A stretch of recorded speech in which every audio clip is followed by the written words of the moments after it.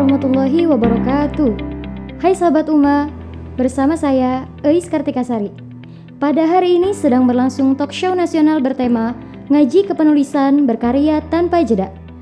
Acara ini diselenggarakan oleh LDNU Yogyakarta bersama Uma Indonesia dan UIN Sunan Kalijaga Yogyakarta.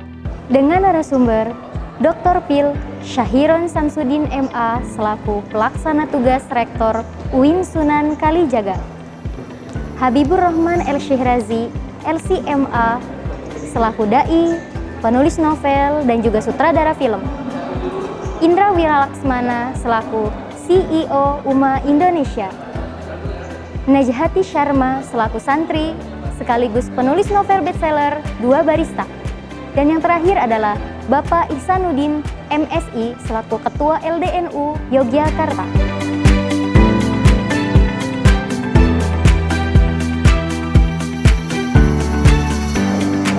Baiklah sahabat Uma, pada saat ini sedang ada pemaparan dari pelaksana tugas Rektor UIN Sunan Kalijaga, yaitu Dr. Pil Syahiron Samsudin MA. Menurut penelitian saya itu sebenarnya pesan utama ayat perang itu bukan perang sendiri, tetapi satu, kita tidak boleh melakukan kezaliman kepada siapapun. Ya. Mayoritas tidak boleh menzalimi minoritas, apalagi minoritas menzalimi mayoritas dan seterusnya. Ya, pokoknya kita hidup bersama dengan damai dan kalau terjadi kezaliman pasti ada perang. Nah, gitu.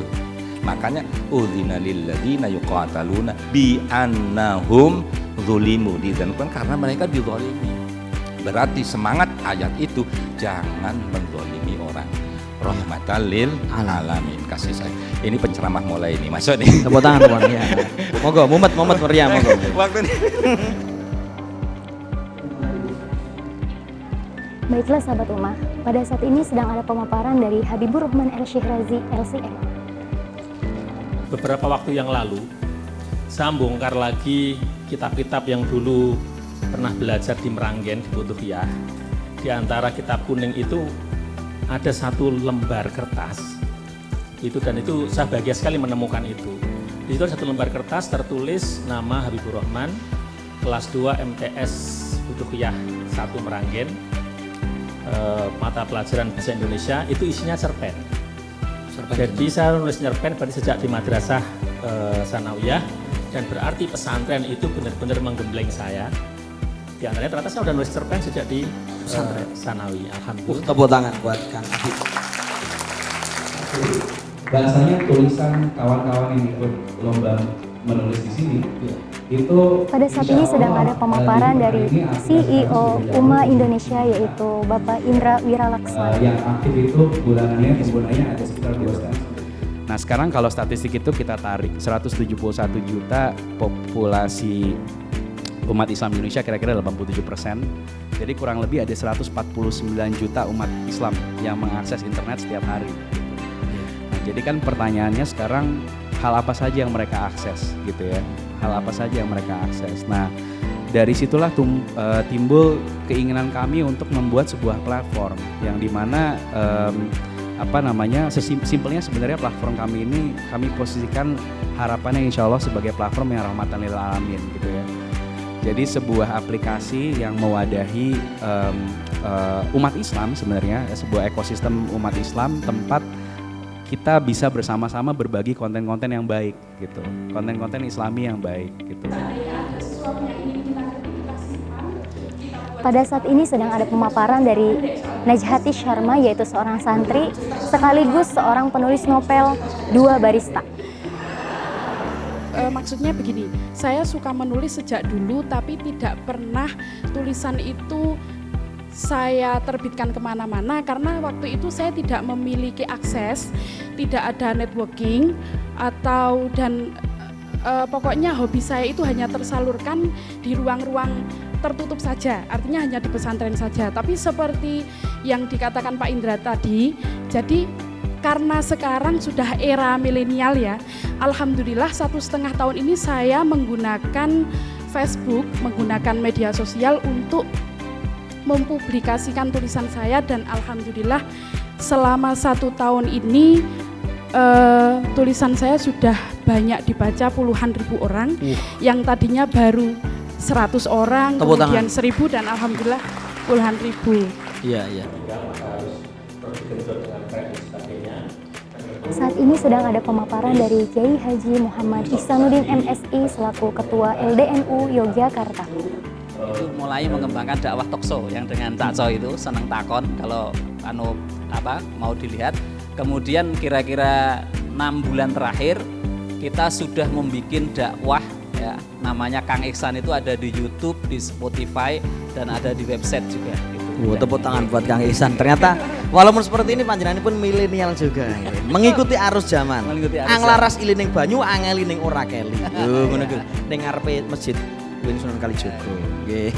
Selain ada talk show, pada hari ini juga akan diumumkan juara lomba esai nasional bertema Berislam dengan Cinta dan Kasih Sayang. Mau tahu keseruannya? Yuk ikut!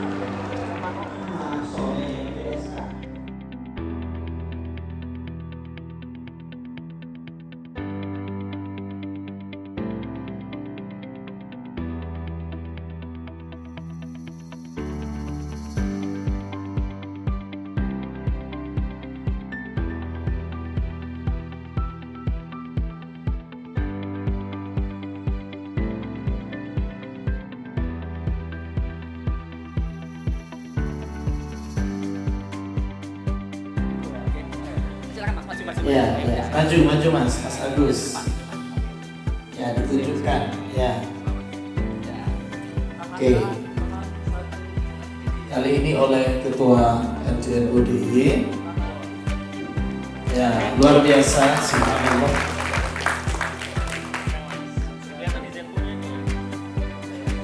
Satu-satu bukunya.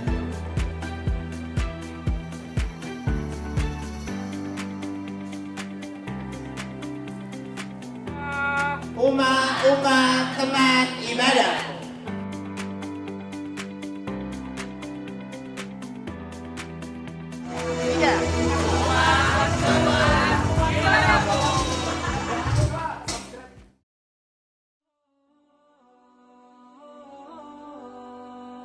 Pembaca juga tidak bosan. Yang pertama kita harus mengetahui kepada siapa karya itu ditujukan. Jadi harus menentukan, menurut saya itu segmen pembacanya itu jelas. Kalau misalnya segmen pembacanya adalah untuk anak remaja, maka kemudian kita berusaha mengikuti alam pikiran remaja seperti apa, kemudian bahasa yang kira-kira mereka suka seperti apa, kemudian tentu mereka nggak begitu suka yang terlalu jelimet ya, bahasa-bahasa yang terlalu filosofis pasti juga akan bikin remaja berkerut. Nah, itu kemudian bahasa itu kita kemas, terus kemudian kita bikin ceritanya yang semenarik mungkin. Cerita yang menarik itu juga sangat universal. Jadi akhirnya kalau misalnya remaja juga suka, itu kemungkinan besar juga segmen yang lain juga akan menyukai.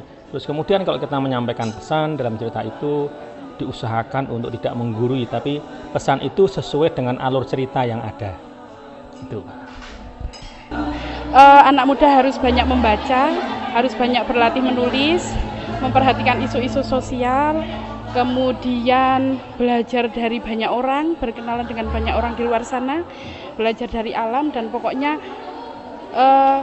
lebih meningkatkan kepekaan hatinya ini lebih kemampuan spiritual itu berkaitan dengan perasaan ini harus lebih terasa kayak gitu aja. Kita tahu ya bahwa teman-teman pesantren salaf, kemudian teman-teman kita di pengurus NU di semua tingkatan, itu kan kita tahu mereka itu sebenarnya menguasai kitab yang sangat luar biasa. Cuma kitab ini jangan dipendam untuk sendiri. Masanya kita untuk menyebarkan isi dari kitabnya para ulama, ajarannya dari para ulama tadi, yang para ulama ini sudah menafsiri Al-Quran, menjelaskan hadis, dan membuat kitab-kitab fikih dan berbagai kitab ilmu-ilmu diniyah yang lain. Masanya untuk kita ini terus disebarkan. Lah tentu menyebarkannya kalau zaman dulu mungkin belajar kitab kuning, sekarang masyarakat ini butuh suguhan yang lebih bisa dinikmati. Misalnya dengan membuat video kreatif, membuat Spotify, membuat website, sehingga masyarakat dimanapun bisa ngaji. Tidak harus di sebuah ruangan yang sudah ditentukan. Artinya di kereta dia bisa ngaji, di pasar sambil menunggu dagangannya dia bisa ngaji, dimanapun berada intinya dia bisa mengakses kitabnya para ulama. Jadi mari saya ngajak pada semua kalangan pesantren, kalangan teman-teman NU, ya mari kita produksi konten-konten dakwah, konten-konten yang kreatif, konten-konten yang memberikan motivasi bagi kehidupan masyarakat sehingga akan membawa kehidupan yang lebih baik gitu. Jangan pernah berhenti, terus mencoba, dan gunakanlah platform-platform seperti UMA untuk mengekspos karya-karyanya seluas mungkin gitu ya. Jadi insya Allah UMA ini sebuah ekosistem yang memang khusus untuk komunitas muslim ya. Jadi kelebihannya adalah di saat sebuah karya dipaparkan di UMA, maka jelas bahwa karya tersebut dipaparkan di ekosistem yang ya istilahnya berisikan umat Islam gitu ya. Jadi manfaatnya bagi teman-teman, karyanya terpaparkan ke umat Islam, harapannya tidak hanya di Indonesia tapi juga di luar Indonesia gitu, insyaallah.